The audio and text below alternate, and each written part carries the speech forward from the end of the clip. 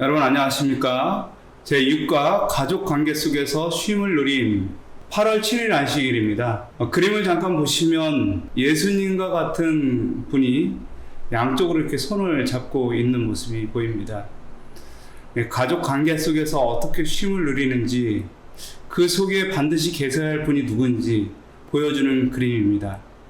바로 예수님께서 모든 관계 속에 함께 하심으로 우리는 쉼을 누릴 수가 있습니다. 기억절입니다. 그러므로 사랑하는 자들아, 너희가 이것을 미리 알았은즉 무법한 자들의 미혹에 이끌려 너희가 굳센 데서 떨어질까 함가라. 오직 우리 주 곧 예수 그리스도의 은혜와 그를 아는 지식에서 자라가라. 영광이 이제와 영원한 날까지 그에게 있을지어다. 베드로서 3장 17절 18절. 오늘 6과는 가족관계 속에서 쉼을 누림이라는 제목으로 그리스도 안에서 어떻게 자존감을 회복할지, 어떻게 예수 그리스도의 사랑으로 사람들과 관계를 맺어갈지를 배우게 됩니다. 안식일 소재에 보시면 모든 가정에 문제가 있다라는 얘기를 하고 있습니다. 빌 게이츠 부부가 27년 만에 이혼을 했습니다. 문제가 전혀 없어 보였지만 부부간의 모습은 누구도 모릅니다. 가족은 두 얼굴을 갖는다라고 이야기하죠. 이 부부는 함께 성장할 수 없다라는 생각 때문에 늦지막히 이혼을 하게 되었습니다. 물론 골프를 치면서 이 빌은 매번 얘기를 했습니다. 부부간과의 사이가 안 좋다. 우리가 이혼할지도 모르겠다. 결국 이혼을 선택하기로 하였습니다. 박송 씨를 잘 아십니까? 네, 박송 씨 친형이 매니저로 일하면서 100억대에 이르는 박송 씨의 돈을 횡령을 하게 되었습니다. 30년 동안이나 박송 씨를 지켜왔던 형이었습니다. 박송 씨는 형을 믿었었는데 박송 씨의 출연료를 빼돌려서 자신만의 집을 짓게 됩니다. 그 집이 다 박송 씨 건 줄 알고 살았습니다. 그런데 박송 씨가 코로나19로 인하여 착한 임대인 운동을 동참할 때에 그 건물들이 형의 명의로 되어 있음을 알게 됩니다. 결국 가장 믿고 가장 사랑했던 사람들에게 큰 상처를 받게 됩니다. 여러분, 정말로 사랑을 하지만 정말로 많은 상처를 주는 것은 사실은 가족입니다. 가족에게 받은 상처를 어떻게 해야 될까요? 정말로 사랑하면서도 친밀하게 지낼 수 있는 것이 가족인데, 그런 가족들에게 상처를 받으면 오히려 더 원수가 됩니다. 굴레가 되고요, 거기서 벗어나고 싶은 것입니다. 모든 인생의 가족들은 완벽하지 않습니다. 하나님께서 가족을 주신 것은 그 안에서 사랑을 배우고 참 쉼을 얻도록 하기 위함이었습니다. 그러나 많은 가족이 실패를 합니다. 왜 그렇게 실패하게 되는 것일까요? 우리는 어떻게 이 가족 안에서 참 쉼을 얻을 수 있을까요? 깨닫기입니다. 완벽하지 않은 가족이지만 하나님의 방법에 따라 노력할 때 회복을 경험할 수 있음을 깨닫는다. 느끼기입니다. 모든 문제를 하나님께 맡기고 믿음으로 실천할 때 하나님께서 역사하심에 감사한다. 행함입니다. 우리가 맺고 살아가는 모든 관계 속에서 성경이 제시하는 원칙을 실천한다. 결론입니다. 문제 많은 가정에서 태어난 요셉은 집안 대대로 이어져 내려온 어려움을 피할 수 없었습니다. 하지만 자신에게 찾아온 위기의 순간 하나님을 전적으로 신뢰하기로 결심하고 그가 맺고 사는 모든 관계 속에서 성경의 원칙을 실천하며 살아감으로 참된 쉼을 경험했습니다. 여러분, 설날에 가장 듣기 싫은 말이 무엇입니까? 앞으로 어떻게 할 거니? 언제 취직할 거니? 언제 결혼할 거니? 애는 있니? 애는 언제 가질 거니? 빨리 나와야지. 많은 가족들이 함께 모여서 행복한 시간을 보내야 될 그 설날에 이런 잔소리로 말미암아 서로의 관계가 멀어집니다. 그들은 사랑했기 때문에, 보고 싶었기 때문에 만났습니다. 그런데 싸우는 것입니다. 왜 명절에 모이기만 하면 싸우게 될까요? 가족이니까 이해해 주겠지, 가족이니까 믿어주겠지, 서로를 너무 편하게 대하는 것입니다. 아니, 너무 편하게 대하다 못해 함부로 대하게 되는 것이죠. 가족이니까 더 관심을 갖는다 생각하고 물어봐주고 조언해주는 것이 때때로는 간섭이 될 수가 있습니다. 그렇게 함으로 더 가까워져야 될 그 거리들이 더 멀어지게 됩니다. 일요일 소지, 가정에서 마주하는 문제들입니다. 요셉의 가족도 마찬가지였습니다. 요셉의 가족은 정말로 사랑하는 가족들이었습니다. 그들은 하나님을 신실히 믿는 가족이었기 때문에 미워하고 증오하지 않았습니다. 오히려 사랑하기에 더 많은 상처를 주고 받게 됩니다. 아브라함과 사라의 경우 아기를 낳지 못하자 사라는 하갈을 대신해서 데리고 옵니다. 왜 사라는 하갈을 데려왔을까요? 왜냐하면 하갈을 다른 모든 종보다 더 믿었기 때문입니다. 더 아끼고 사랑했기 때문입니다. 하갈이라면 나를 대신해서 우리 아이를 낳아줄 수 있을 것이다 생각을 하게 된 것이죠. 그러나 하갈이 아이를 낳자 어떻게 됐습니까? 하갈은 사라의 관계보다 아이와의 관계가 더 중요했습니다. 그 아이를 사라에게 뺏기고 싶지 않았습니다. 그 아이의 엄마가 누구인지 항상 알려주고 싶었습니다. 결국 사라와 하갈은 그 관계가 깨어지고 말았습니다. 더 믿었던 관계였기 때문에 사라는 하갈을 더욱더 싫어하게 됩니다. 사랑이 증오로 바뀌는 것이죠. 이삭과 이스마엘도 마찬가지였습니다. 아브라함에게 있어서 이삭과 이스마엘은 똑같은 자식이었습니다. 똑같이 사랑해 주었지만 사라의 입장에서 아브라함의 태도는 마음에 들지 않았습니다. 사라는 이삭을 너무나 사랑했고 약속의 아들로서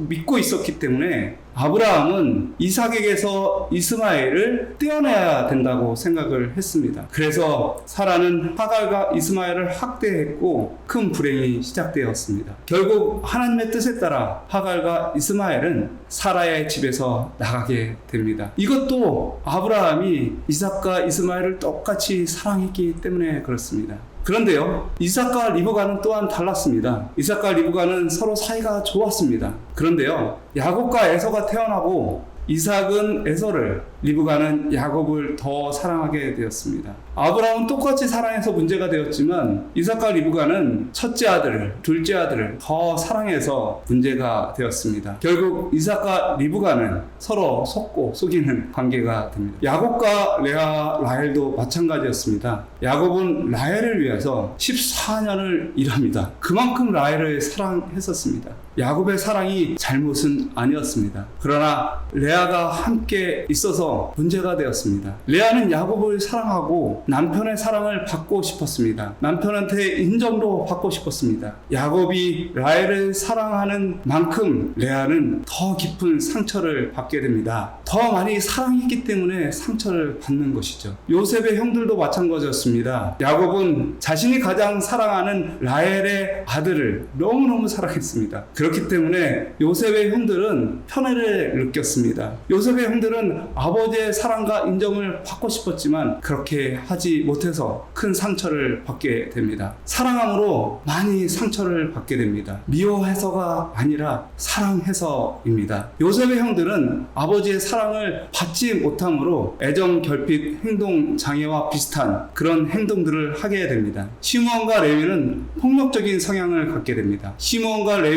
루이가 세겜 사람에게 간음을 당했을 때 시므온과 레위는 아버지가 나서서 그 문제에 대해서 옳고 그름을 따지기를 원했습니다. 그들과 그들의 누이에 대한 사랑을 아버지에게 확인하려 했던 것입니다. 그런데 아버지는 오히려 누이를 그 집에 시집을 보냅니다. 시므온과 레위는 아버지의 사랑과 인정을 받지 못했음을 분하게 생각합니다. 결국 아버지에게 순종하는 것처럼 했지만 세겜 사람을 다 죽이게 됩니다. 첫째 아들 르우벤은 어떻습니까? 모든 첫째 아들들은 아버지를 따라하고 싶어 합니다. 아버지를 가장 좋아하고요. 때때로는 아버지를 경쟁 상대로 생각합니다. 아버지의 인정을 받고자 하는 것이죠. 그래서 르우벤은 아버지의 여종에게 인정을 받고자 했습니다. 아버지의 여종에게 사랑을 받고자 했습니다. 그래서 아버지의 침상을 더럽히게 됩니다. 유다는 어떻습니까? 유다도 아버지에게 인정을 받지 못했었습니다. 그리고 유다는 두 아들을 잃게 됩니다. 그리고 그 모든 것이 아버지에게 사랑받지 못했던 자신의 복없음이라고 생각을 하게 됩니다. 하나님께서 또 셋째 아들까지 죽이실까봐 다말을 그에게 아내로 주지 않게 됩니다. 유다는 아무도 모르는 곳에 가서 기생을 만나 관계를 맺게 됩니다. 그러나 그 기생은 다말이 변장하고 갔던 기생이었습니다. 다말은 유다를 통해서 씨를 얻고자 했었습니다. 목숨을 걸고 그렇게 했지만 유다는 아무것도 하려고 하지 않았습니다.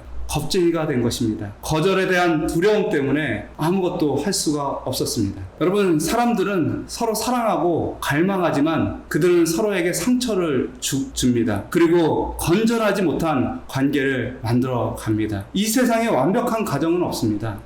그것은 잘못된 것이 아니라 서툰 것입니다. 연약한 것입니다. 하나님께서 가정을 주신 이유는 사랑에 서툰 사람들에게, 그리고 연약한 사람들에게 진짜 사랑을 가르쳐 주시기 위해서입니다. 그래서 가정의 주인은 하나님이 되셔야만 합니다. 우리는 하나님을 의지하면서 하나님께 완전한 사랑을 배워야만 합니다. 그리고 함께 성장해 나가야만 합니다. 그래야지 가정에 평화가 오고 쉼이 올 수가 있습니다. 영감의 교훈에는 교회 내 능력이 부족한 이유는 가정생활에서 신앙이 부족하기 때문이다. 부모들이 그들의 일을 응당 감당해야 할 만큼 감당하기 전에는 청소년들에게 그들의 의무감을 깨우쳐 준다는 것은 어려운 일이다. 신앙이 가정을 다스린다면 교회 안에 그 신앙이 들어올 것이다. 하나님을 위하여 직무를 행하는 부모들은 선을 위한 능력이 된다. 월요일 소지입니다. 여러분, 그림에 보시면 차와 차 사이에 간격이 있습니다. 차가 빠르면 빠를수록 그 간격이 넓어야만 합니다. 그래야만 안전합니다. 안전을 위해서 차와 차 사이가 일정한 거리를 유지해야 하는 것처럼 사람과 사람 사이에도 어느 정도 거리가 있어야 안전합니다. 그 거리가 가까우면 가까울수록 서로 상처를 줄 수가 있고 다칠 수가 있습니다. 가족은 가깝기 때문에 더 많이 상처를 받습니다. 사람은 가까우면 가까울수록 더 함부로 대하게 됩니다. 연애 초기에는, 결혼 초기에는 서로 잘 알지 못하기 때문에 예의를 갖추면서 생활을 하게 됩니다. 그러나 결혼한 지 오랜 시간이 지나면 그런 모든 가짜 모습들을 보여줄 수가 없게 됩니다. 예의를 지킬 시간이 끝나면 사람들은 자신을 대하듯이 다른 사람들을 대해서 함부로 대하게 되는 것이죠. 교과에 보면 요셉이 애굽에 팔려가는 장면이 나옵니다. 요셉은 형들에 의해서 애굽에 팔려가게 됩니다. 이 모든 사건은 하나님께서 이미 아셨던 사건이었습니다. 그런데 하나님께서 이 모든 사건을 허락을 하셨습니다. 왜 하나님께서 요셉이 애굽에 팔려가는 것을 허락을 하셨을까요? 그것은 하나님께서 요셉을 통해서 이 가족에게 참 쉼을 주기 위해서입니다. 때때로는 멀리 떨어짐으로 쉼을 쉴 수가 있습니다. 요셉을 분리시킨 이유는 서로의 관계 속에서 안전한 거리를 유지하게 하기 위함이었습니다. 요셉이 계속해서 그 가정에 있었더라면 형들의 분노는, 형들의 감정은 결코 사그러들지 않을 것입니다. 그리고요, 그 모든 상처는 결국 하나님을 떠나게 되는 원인으로 작용하게 될 것이었습니다. 사랑을 위한 가장 안전한 거리를 하나님께서는 선택하시고 요셉을 통해서 이 가정이 잠시 떨어져 있도록 하게 하였습니다. 하나님은 요셉을 분리시킴으로 이 가정에 잠깐 쉼을 허락하신 것이었습니다. 다시 도단에서 일어났던 광경이 그의 앞에 떠올랐다. 그는 형제들을 보았고 그를 향한 그들의 사나운 눈초리를 느꼈다. 그가 몸부림치며 애걸할 때 그를 향해 쏘는 듯한 모욕적인 말들이 그의 귀에 쟁쟁하게 울렸다. 떨리는 마음으로 그는 장래를 내다보았다. 귀엽게 고이 자란 아들이 멸시받고 의지할 데 없는 노예가 되다니 얼마나 큰 환경의 변화인가. 친구도 없는 외로운 몸, 그가 가고 있는 낯선 땅에서 그의 운명은 어떻게 될 것인가. 한동안 요셉은 억제할 수 없는 슬픔과 두려움에 빠졌다. 그때 요셉의 생각은 그의 아버지의 하나님께로 향하였다. 요셉은 노예로 팔리게 될 애굽을 여행하면서 마음속에 아픔과 복잡한 관계와 불안한 마음을 모두 품고 갔습니다. 흐르는 눈물을 닦으면서 갔죠. 가족과 분리되는 것은 때로는 너무나 아픈 일입니다. 마치 버림받는 것처럼 느껴집니다. 그러나 이 시간 동안에 요셉은 하나님과 더욱 가까워질 수 있었습니다. 요셉의 형들도 마찬가지였습니다. 아버지에 대한 미안함, 요셉에 대한 미안함으로 말미암아 하나님에게 더욱더 가까이 나아가게 되었습니다. 이 분리로 말미암아 다시 한번 이 가정에 쉼을 얻을 수 있는 기회가 생기게 된 것입니다. 그때 요셉의 생각은 그의 아버지의 하나님께로 향하였다. 그는 어린 시절에 하나님을 향하고 경외하도록 가르침을 받았다. 때때로 그는 아버지의 장막에서 야곱이 그의 집으로부터 도망해 나와서 방황할 때에 그가 본 계시에 대한 이야기를 들었다. 이제 이 모든 귀한 교훈이 그의 앞에 생생하게 떠올랐다. 요셉은 자기 조상들의 하나님이 자기의 하나님이 되시리라는 것을 믿었다. 그리고 그곳에서 그는 여호와께서 자기 자신을 완전히 헌신하고 이스라엘의 수호자 하나님께서 그가 유랑하는 땅에서도 그와 함께 계시기를 기도하였다. 요셉은 이 기간 동안 하나님을 더욱더 신실하게 믿게 되고 바라보게 됩니다. 하나님과의 관계를 위해 혼자만의 시간을 만들 필요가 있습니다. 아버지로서, 아들로서, 어머니로서, 딸로서 우리는 모두 역할 연기를 합니다. 때때로는 내가 싫은 것도 하게 되죠. 그리고 때때로는 아버지의 모습처럼 아버지가 원하는 모습으로 내 자신을 나아가게 됩니다. 그렇게 해서 너무너무 피곤한 인생을 살게 되고 참심을 쉴 수가 없게 되는 것입니다. 우리는 내 자신의 있는 모습 그대로 하나님께 나아갈 필요가 있습니다. 그런 시간들이 필요한 것입니다. 그럴 때 주님께서는 우리에게 참심을 허락하십니다. 우리가 개인적인 결심을 통해서 하나님을 따르기로 선택할 때 비로소 우리는 우리 마음을 괴롭히는 것들로 자유함을 얻고 하나님께서 주시는 참된 쉼을 얻을 수 있다. 영감의 교훈입니다. 요셉은 그의 지혜와 공의, 그의 일상생활의 순결과 자비, 우상을 숭배하는 나라에 속한 백성들의 유익을 위한 자신의 헌신을 통하여 그리스도를 대표하는 자가 되었다. 온 애굽이 감사와 찬양을 돌리는 그들의 은인에 의하여 그 이방 민족과 그들을 통하여 그들과 관계를 갖게 된 모든 민족들이 그들의 창조주요 구속주의 사랑을 바라보게 되었다. 요셉은 가족과 떨어졌지만 하나님과의 깊은 관계를 통하여 애굽에서 그리스도와 가장 가까운 사람으로서 많은 사람에게 예수님을 전파하게 되는 경험을 하게 됩니다. 화요일서집니다. 가톨릭 신부이면서 심리학자인 헨리 라우엔이 하버드 대학과 예일대에서 심리학과 신학을 가르쳤습니다. 그는 세계적으로 유명한 멘토가 되었습니다. 그러나 그의 말년에 그가 우울증을 치료하기 위하여 지적 장애인 공동체와 함께 생활을 하게 됩니다. 첫 만남에서 한 장애인이 와서 물어봅니다. 누구세요? 저는 하버드대학교 신학과 교수입니다. 하버드가 뭐예요? 전 세계의 모든 사람들이 공부하고 싶어하는 곳입니다. 사람들은 왜 거기서 공부를 하고 싶어합니까? 그는 말문이 막혔습니다. 사람들이 왜 공부를 하고 싶어하는지 모르는 사람들, 하버드가 얼마나 가치가 있는지 모르는 사람들에게 하버드라는 자신의 직책은 아무 소용이 없었습니다. 그는 헨리 라우엔 그 자신으로서 그 지적 장애인들과 함께 관계를 맺기 시작합니다. 무엇을 좋아하고 무엇을 싫어하는지 그들과 함께 공유하면서 생활을 하게 됩니다. 그는 그날 저녁 일기에 이렇게 적습니다. 나는 낯선 곳에서 낯선 경험을 하였다. 나는 최고의 교수로 인정을 받았었다. 사람들은 나를 최고의 교수로 알고 있었다. 그러나 그것은 내가 이룬 업적에 불과했다. 그것은 내 자신이 아니었다. 이 사람들은 오직 나를 헨리로 대할 뿐이다. 이것은 마치 하나님께서, 신께서 사람을 대하는 방식과 같다. 우리가 하나님께 사랑을 받고 이웃들에게 사랑을 받는 것은 무엇을 잘하거나 무엇이 많아서가 아닙니다. 그냥 존재 자체로 소중한 사람이기 때문입니다. 아무리 많은 성과를 내어도 아무리 많은 소유를 가지고 있어도 채워지지 않는 그 무언가가 있습니다. 그것은 존재에 대한 소중함을 인정하는 것입니다. 그것을 자존감이라고 합니다. 여러분, 너는 특별하단다 라는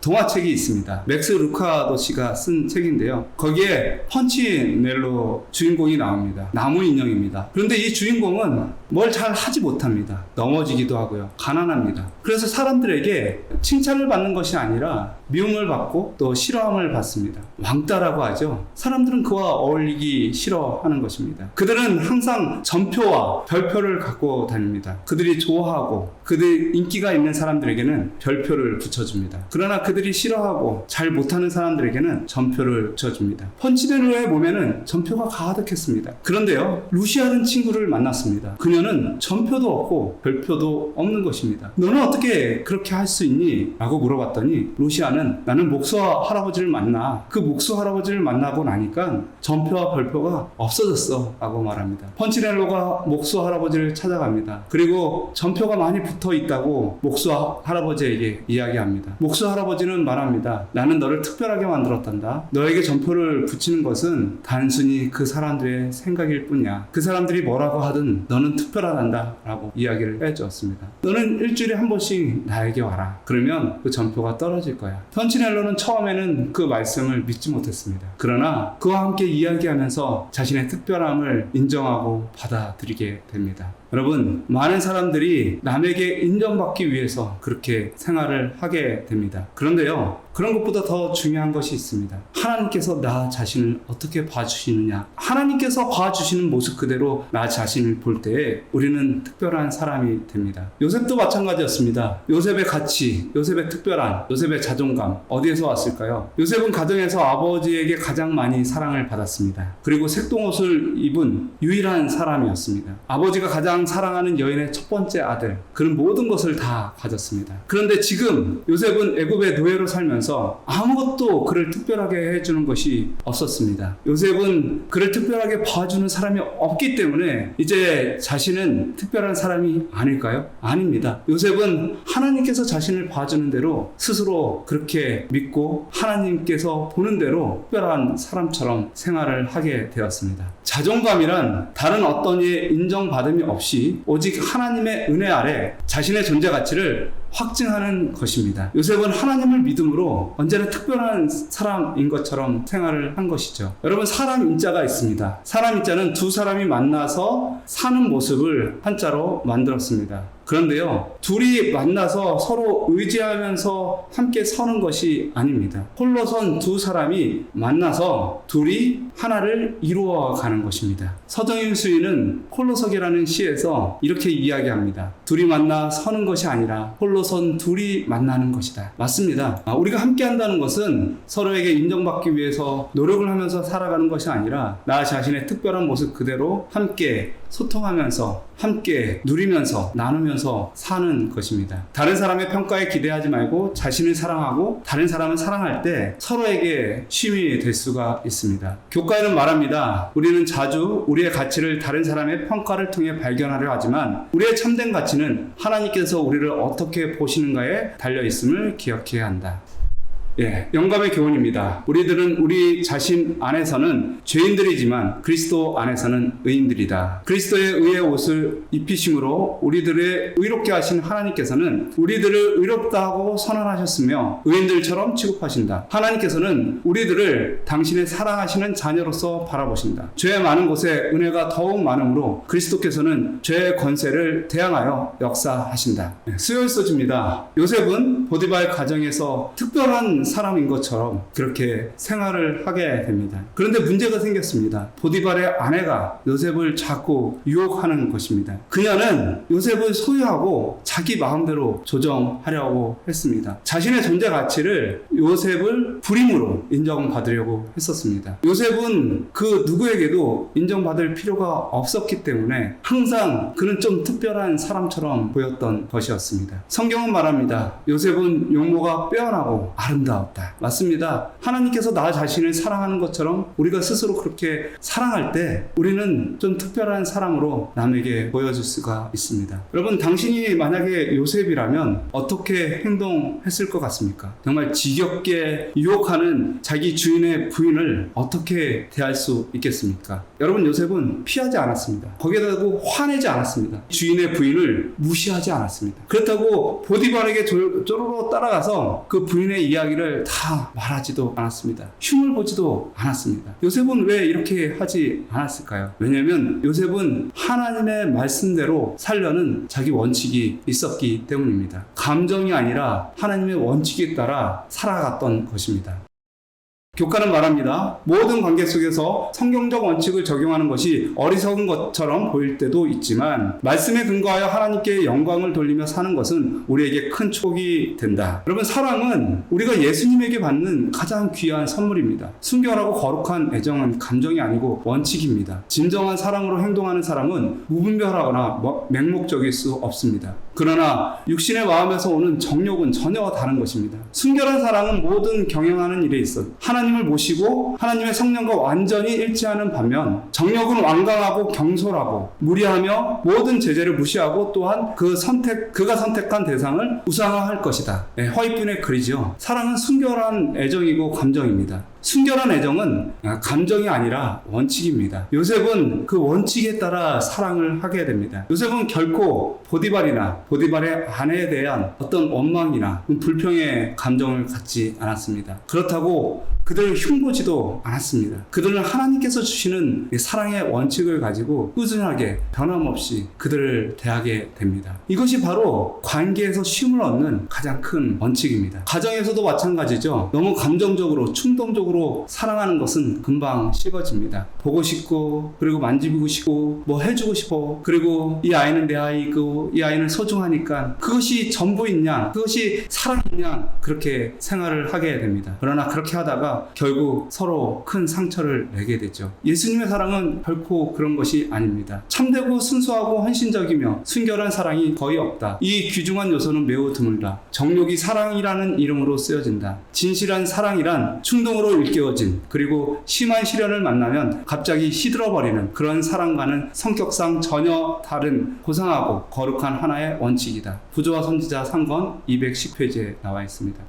예수님께서는 이런 사랑을 우리에게 주시려고 하십니다. 참되고 순수한 사랑. 우리는 우리의 이기적인 마음으로 사랑하기 때문에, 우리의 잘못된 방식으로 사랑하기 때문에 참 사랑을 할 수가 없습니다. 하나님을 모심으로 우리는 하나님께서 주시는 원칙 안에서 사랑을 해야 합니다. 영감의 교훈입니다. 학생들은 그들이 하는 모든 일에 있어서 성경의 원칙을 적용하도록 도움을 받아야 한다. 무엇이나 삐뚤어진 것, 무엇이나 바른 노선에서 벗어나 구부러진 것을 명백히 지적당하고 회피되어야 한다. 왜냐하면 그것은 존속해서는 안 될 불의이기 때문이다. 모든 교사가 건전한 원칙과 교례를 사랑하고 간직하는 것은 목욕소지입니다. 일상에서 경험하는 대쟁투. 요셉은 결국 보디발의 아내의 모함으로 말미암아 감옥으로 가게 됩니다. 근데 그곳에서도, 그렇게 비참한 상황 속에서도 요셉은 하나님을 의지합니다. 성경은 여호와께서 요셉과 함께 하셨다라고 합니다. 불공평하고 억울한 일을 당했음에도 요셉은 감옥에서도 똑같이 원칙에 따라 하나님의 사랑으로 말미암아 관계를 맺어갑니다. 그래서 그곳에서도 간수장에게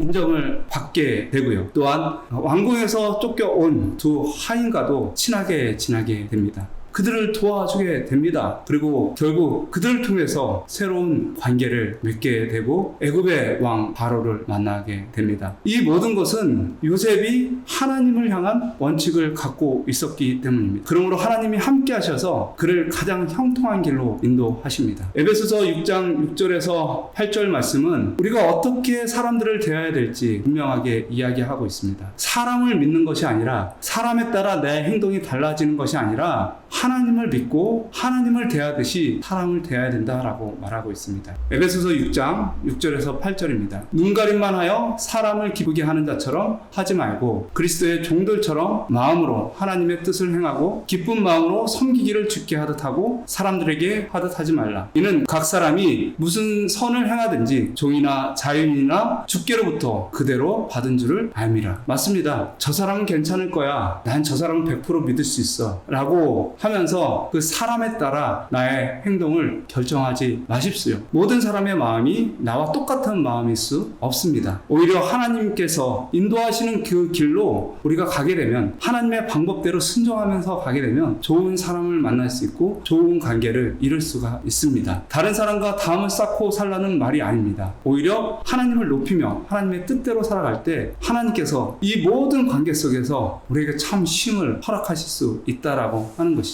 결국 요셉은 애굽왕 바로 앞에 서게 되었습니다. 요셉의 일생을 쭉 살펴보면 형들에게 미움을 받고 형들에게 버림을 당하고 애굽의 노예로 살아가다가 결국 죄인으로 살아가게 됩니다. 근데 그런 모든 과정 속에서 요셉은 딱 한 가지를 기억합니다. 하나님과의 관계죠. 하나님의 말씀에 순종하면서 살아가는 것입니다. 하나님의 섭리에 순종하면서 말씀을 따라가게 된 것입니다. 그가 믿은 것은 사람들의 인정이 아니라 하나님의 인정인 것입니다. 하나님의 함께 하심이었습니다. 그러므로 그는 모든 관계 속에서 평화를 누리고 쉼을 얻을 수가 있게 되었습니다. 영감의 교훈입니다. 요셉은 역경 중에서 품성의 시험을 받았다. 금은 번영으로 흐려지지 않았다. 그는 죄수의 옥에서처럼 보좌의 다음 자리에 섰을 때에도 똑같이 하나님의 뜻을 신성하게 존중했다. 요셉은 그의 신앙을 어느 곳에서든지 지니고 다녔다. 이것이 변함없는 그의 충절의 비결이었다. 그대들이 얻을 수 있는 어떤 승리도 자아를 이기는 것보다 더 귀중하지는 않을 것이다. 금요소지입니다. 요셉은 즉시 그 유혹을 물리쳤다. 그는 자신의 명예와 관심을 하나님의 손에 맡겼다. 비록 그가 잠시 동안 수고하고 고생하여야 했지만 하나님께서는 사악한 원수의 가혹한 공격으로부터 그의 명예를 안전하게 지켜주셨고 그의 정하신 때에 반짝반짝 빛나게 하셨다. 하나님께서는 감옥 맞아 그의 성공을 위한 도구로 사용하셨다. 올바르게 행한 모든 일은 때가 되면 그 보상을 주게 될 것이다. 요셉의 마음을 막아줬던 방패는 하나님을 경외하는 요셉의 태도였다. 맞습니다. 우리가 하나님을 의지하면서 하나님의 사랑으로 말미암아 우리도 똑같이 하나님처럼 다른 사람들을 대할 때, 그럴 때 하나님께서 우리와 함께 하심으로 요셉과 같은 인생을 살아갈 수 있습니다. 가정에서 정말 누군가를 사랑하고 싶고 아껴준다면 하나님께서 우리를 사랑하시는 방법대로 사랑하시기 바랍니다. 하나님께서 우리를 사랑하시는 그 모습대로 나를 인정하고 받아들이고 다른 사람도 인정하고 받아들였으면 좋겠습니다. 모든 교과의 말씀을 묵상으로 마치겠습니다.